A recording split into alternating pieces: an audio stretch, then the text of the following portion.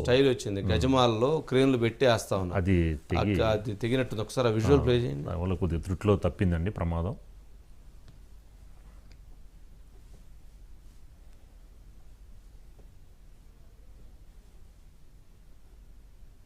ఓ side పడింది, పైన పడింది, భుజం మీద పడింది. కొద్ది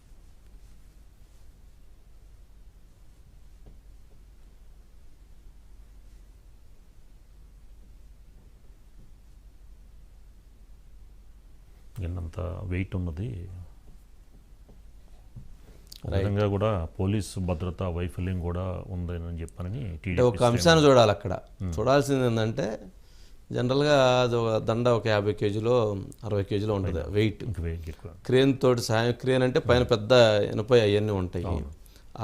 ఇది మరి అక్కడి నుంచి అది తెగి మీద పడినా కానీ ఎక్కడా కూడా అతను కంగారు పడినట్టుగా కనపడలా. అది ఒక లీడర్గా మనం అతను చూడాల్సిన అంశం. జనరల్గా ఏమైందంటే అలాంటి పడినప్పుడు కంగారు పడతారు, ఎందుకంటే అది భుజం మీద పడింది.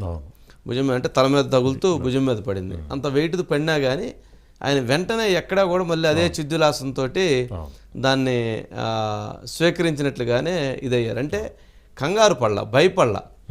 అదే ఆ భయం లేకపోవటమే రాజకీయ నాయకుడిగా ధైర్యవంతుడిగా ముందుకు వెళ్ళటానికి అతనికి ఏర్పడినటువంటి ఒక బలం.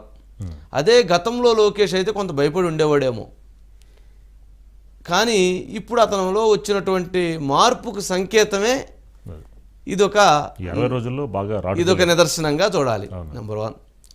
నెంబర్ 2, రాజకీయాలు అన్న తర్వాత చంద్రబాబు నాయుడు గారు గతంలో పాదయాత్ర చేసేటప్పుడు కూడా ఒకసారి వరంగల్ దగ్గర ఎక్కడ అనుకుంటాడు డయాస్ కూలిపోయింది, ఆయన కింద పడ్డారు. ఎక్కడ ఆయన మరలా లేచి అమ్మటే మరలా మైకి పట్టుకొని మాట్లాడేయటం మొదలుపెట్టారు. ఎన్టీ రామారావు గారు 82లో ఆయన రథం మీద, చైతన్య రథం మీద వెళుతూ ఒక సభ దగ్గర సాయంత్రం 7:30 అట్లయింది. అప్పట్లో లైట్లు తక్కువ కదా. సభ ముందు మాట్లాడటానికంటే ఆయన వ్యాన్ దిగి వెళ్తూ ఉన్నప్పుడు ఆయనకి అక్కడ ఒక వైరు తెగితే ఇక్కడ బ్లడ్ వచ్చేసింది. బ్లడ్ వచ్చేస్తే అక్కడ ఉన్నటువంటి ఉపేంద్ర గారు వెంటనే అరే తెగిపోయింది, బ్లడ్ వచ్చేస్తుంది, మీరు ఉండండి అని చెప్పి డాక్టర్ కోసం ఆయన పరిగెత్తారు. ఆయన పోయి డాక్టర్ని తీసుకొచ్చేటప్పటికి ఈయన డయాస్ ఎక్కి ఆ ఖర్చు కూడా అడ్డం పెట్టుకొని మాట్లాడేసి ఈయన దిగేసి వస్తూ ఉన్నాడు. ఏంటండి అని అంటే అప్పుడు దానికంతా కూడా స్టిచ్ చేయడం ఏదో మొత్తానికి చేసి ఆయన బస్సు ఎక్కిచ్చారు. ఆయన మళ్ళీ పోయి నెక్స్ట్ మీటింగ్లో అలాగే మాట్లాడుకుంటూ వెళ్ళిపోయారు. అంటే ఒక దెబ్బకో ప్రజల్లోకి వచ్చినప్పుడు ప్రజలు ఒక లీడర్ని మార్చేస్తారు, భయాన్ని పోగొడతారు, ధైర్యాన్ని అందిస్తారు. ఏంటి ఒక కాన్ఫిడెన్స్ని బిల్డ్ చేస్తారనమాట. అలాంటి ఉదాహరణలు అనేకం ఉంటాయి. ఇప్పుడు లోకేష్ గారి పాదయాత్రలో కూడా ఇలాంటివి అనేకం జరుగుతాయి. కానీ అక్కడ ఆ భయం లేకపోవటం ఉంది చూసారా, అదే లీడర్. భయపడితే ఉండేది